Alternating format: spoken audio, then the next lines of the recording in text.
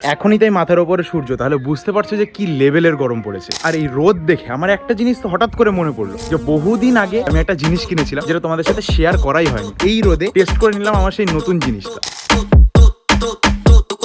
তোমরা অনেক colour changing phone, colour changing helmet সমস্ত কিছুই তো দেখেছো। কালার চেঞ্জিং জুতো জিনিসটা একদমই আমার কাছে ইউনিক। পুজোর আগে জুতোটা কিনলেও আমি জুতোটাকে একবারও ইউজ করিনি, একবার হয়তো খুলে দেখেছিলাম। জুতোটা প্রথম দেখাতে আমার বেশ ভালো লেগেছে, আর কালার চেঞ্জ প্রায় 1 সেকেন্ডের মধ্যেই হয়ে যায়, সেটা তোমরা নিজেরাই দেখতে পাচ্ছ। জুতো তো শুধু কালার চেঞ্জের জন্য মানুষ পরে না, কমফোর্টের জন্য পরে। কমফোর্টটা কেমন সেটাও আমাদের খেয়াল রাখতে হবে, সেই কারণে আমি পরে দেখেছিলাম।